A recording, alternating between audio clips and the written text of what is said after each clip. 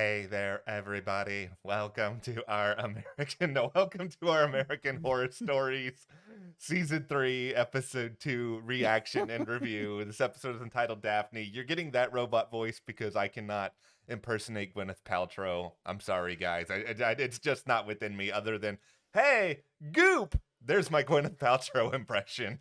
It is not within me either. There you have it.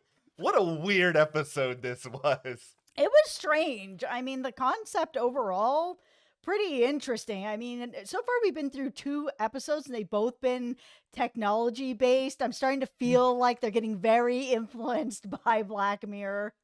I really like this episode. I will say this. I think right now my rankings are this is number 1 and number 2 is the first episode, Bestie. This thing is okay. Listen, not all of it was my speed. I did not need the part with the AR goggles. Let's just throw that out the window for a moment. But the rest But of I this, think it was important to the episode. it was important to the episode. I think it's just it made me uncomfortable. So, but the story itself, I think this was a really interesting idea. It had some twists that I did not see coming. I think it helps that I really like Reed Scott, who plays Will in this episode. He was on Veep for a long period of time. So I had like immediately, okay, here's a lead I like.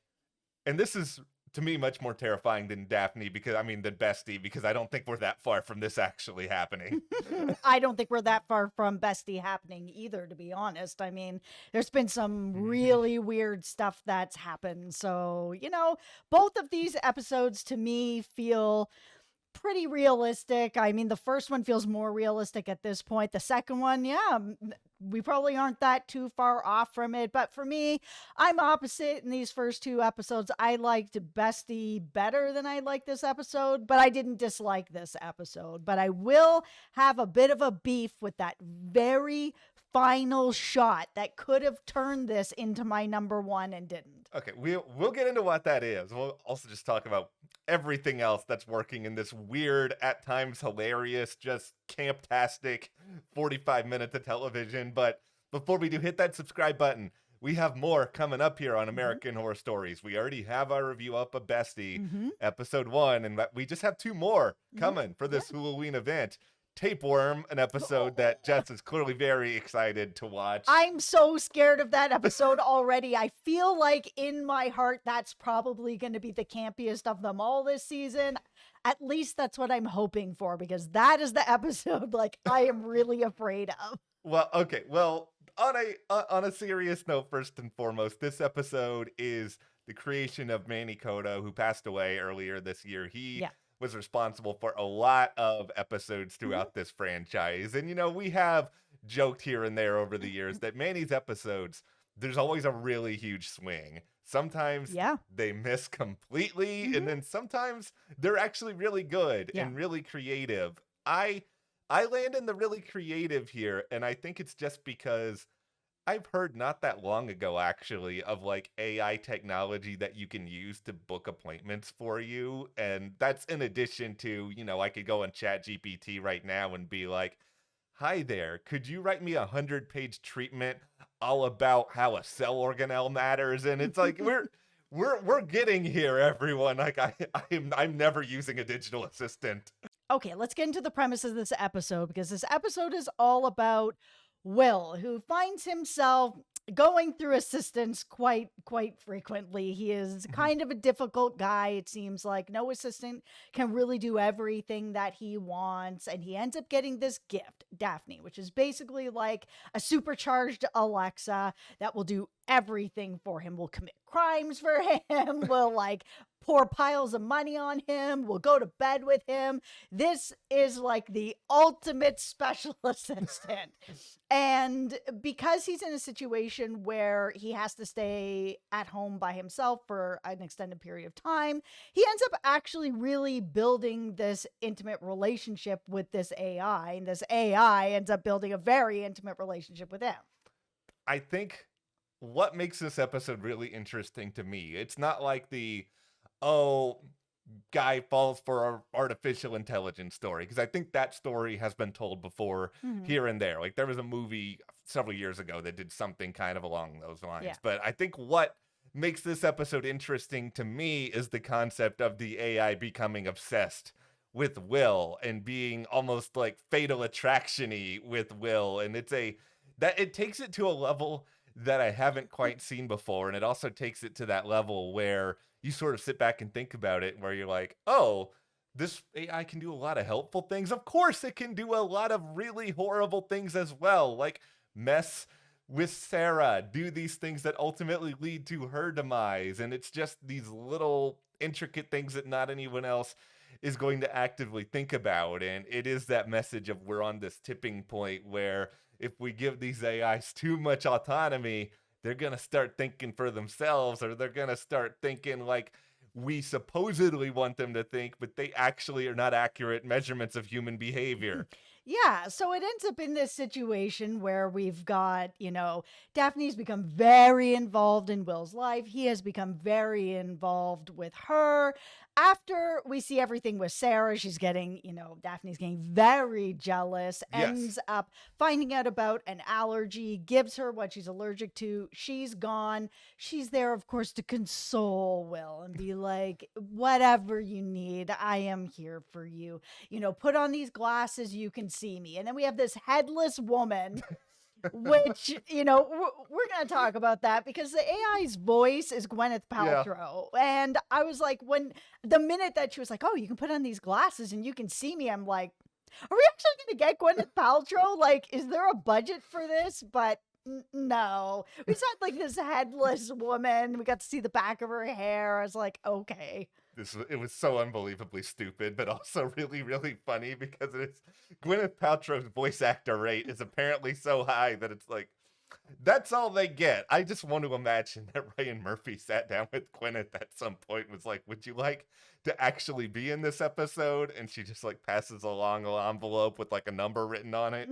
He looks at it, runs out of the room. I mean, Ryan and Gwyneth, they've known each other for a long time, and that's probably how this gig ever happened in the first place. But there is a part of this that really is just about, I can't take it too seriously as a viewer. I know this show is titled American Horror Stories, but the scenes of him just like having these serious conversations in front of this just plastic box, it is so hilarious and so dumb, but at the same time, I'm drawn into it just because it feels believable enough that something like that could happen, until of course we got to the headless Gwyneth Paltrow part of it, where that to me was like, okay, I don't think we're that close to this actually happening. I think that is maybe another century or so away. That's the only part of it that actually really took me out of the believability of the story. Okay, so then we get a little bit further where now he's bringing her and the glasses to his art show, where he finally decides enough is enough. You're going home. I'll see you when I'm back at home and we'll deal with everything then. She shuts the door, kills everybody at this art show, and he runs home, gets arrested. We only have this little moment at the end, and everybody put on your hard hats. All right. This is where I was like, they have the chance for me as a viewer to really make this hit and make this hit really hard, where there was going to be really good discussion after this of whether or not Daphne was ever real, because we've got the cops being like, no, we have video of you over at Sarah's house, messing with her food. We have video of you at the art gallery before anybody got here, messing with, all the different dials and whatever here as well. We know it's you. Like, we have all the evidence to put you away for this. And then they were like, listen, like before Tom passed away, who sent you this, he sent them out to a whole bunch of people. They were just a joke and they were just going to rickroll everybody. And yours was defective, so you didn't get to that part. And it hasn't been functioning for a few days. So it was like, okay, at that point, I was like, here we go. We're going to get to this point where it's going to be like, was Daphne ever real? Or was this something that was in Will's head? Are they going to leave it open-ended where we can like have discussion about it? And I'll tell you straight up, I am not a person that likes to normally have an open-ended episode. I like full storytelling from beginning to end. Give me an ending, whether I like it or not. But in this episode, I was like, this is the perfect opportunity where this will work, and it'll work so good if Daphne doesn't light up. So there's that moment where he's like begging and he's crying with it. And he's like, please just, answer me, help me. Like, oh, were you real? Were you not? Was this in my head? And I was like, please don't light up. Please don't light up. Please don't light up. And it lit up for a second. I was like, oh, okay. So it was real the whole time. You just kind of gave it away instead of us, being able to be like, man, was it real? Was it not? Like, did Tom give it as a joke, or did this happen to Tom too, where she ended up manipulating him into having this thing happen to him where he ended up dying? Did she kill him too? Where, or was it all in his head? Like, I just think it was a missed opportunity. You guys let me know. Did you like that it lit up at the end and told you that it was real, or would you have rather not light up at the end, and up for you to decide? I will be honest. I didn't see it light up when I first watched the episode, and I'm part of that. I'm legally blind, so it's easy for me to miss little visual things like this. It was fast. It was really fast. The real truth of the matter here is I'm still playing out sort of my thoughts on it in real time here, because I do prefer an ambiguous ending. Like, I will make that very, very clear. For I even with this ending in mind, I did not see it coming that Daphne was going to directly set Will up in the way in which that she did. And of course, it makes sense that she's capable of all of this. But I shouldn't have broke up with her. I was really excited when I was seeing this reveal play out. It's like in contrast to episode 1, where I felt like I really saw where it was coming. I didn't expect this, and I was really drawn in by that. And even if this light up ending happens, I think there's some interesting questions here we can still unpack, because they were clearly in a room where Will was being questioned, and Daphne was there. Presumably there are cameras that are there in the room. Can the cameras then see Daphne light up, and can they be like, okay, this thing is still doing something? Can they make heads or tails of that? Are we gonna see a sequel to Daphne next season where it is the court case of Daphne? And I'm kind of joking, but my point is just that there are still interesting avenues even with this ending that can be explored. Yes, I agree with you that it would have been better if they just made it blatantly ambiguous, but I think they still gave themselves, I think, a little bit of room to play around. I think what would have made it even more interesting to me is if they're going to go with this ending, which they did, where they lit it up. Okay, Daphne was real the whole time. It would have been cool to have a few more seconds where then, the cop comes in and takes Daphne and then starts to manipulate that person, so that it's like, oh, here comes the cycle again, that did happen to Tom, and Tom ended up dead. Then it happened to Will, and Will is now in this situation where he's going to jail, and now this officer is the next victim. That would have been like a real kind of creep show.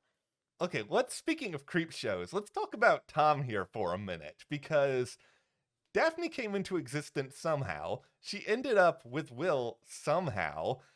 Did Tom kind of see a lot of this coming in some sort of way? What's the creative process here? Because it's a situation where maybe Tom created Frankenstein's monster and he never anticipated any of this, or how much of this was deliberate? Yeah, that's why my theory is, everybody tinfoil hats on. My theory is that Daphne killed Tom, and that he knew that, and that while maybe he sent out some rickrolls to other people, and that's fine, it almost feels like it's like this cursed object that was like taking over his life. He was having a problem with it. He needed to get rid of it. And he was like, you know what? I'm just going to give this to Will. Yeah. And then he can deal with Daphne. And then I don't have Daphne anymore. And Daphne was kind of like, okay, Tom, now you're going to die. So, and that's how that all went out. That's sort of how it played out in my head, that he knew that this one actually was Daphne. And that's what happened. Because if this really was just, oh, I sent out a bunch of plastic bowls and they all like were going to rickroll you, then the actual AI was never in there. So I think he knew, and he sent it to get it out of his own life because Daphne is cursed.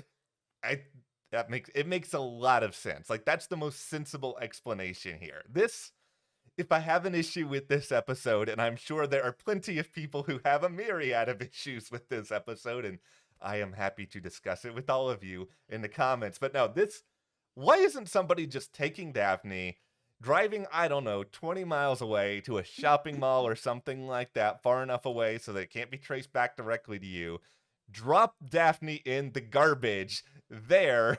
You don't ever have to see Daphne again. Like, after Daphne gives Will a lot of information, shall we say, on the personal encounter that he has with Sarah, I think at that point, you know what?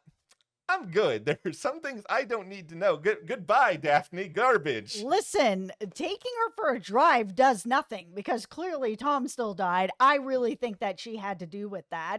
And now Will's got her. The solution is a hammer. He needs to take the hammer from Bestie that Shelby had to hit her own hand and go and take Daphne out. Like she just needed to be smashed into dust. This is not the One Ring. You do not need to go to the fires of Mount Doom in order to destroy Daphne. I'm guessing it's all about like emotional manipulation. Yes. That is the connectivity between this and Bestie. Yeah, it really is. Yeah, like these two episodes are both really about loneliness. Like, Will is at a point in a time in history where nobody was able to really spend time with one another. And I know a lot of us are kind of tired about hearing stories from this particular era because it's so recent and we all went through it. But I think it was pretty important for this episode because they had to show why someone like Will, who seems to be pretty social, pretty well adjusted at the start of it, he's an artist, he's been around a lot of other people, why he would suddenly feel the need to talk so much with an AI. It explained itself really, really well there.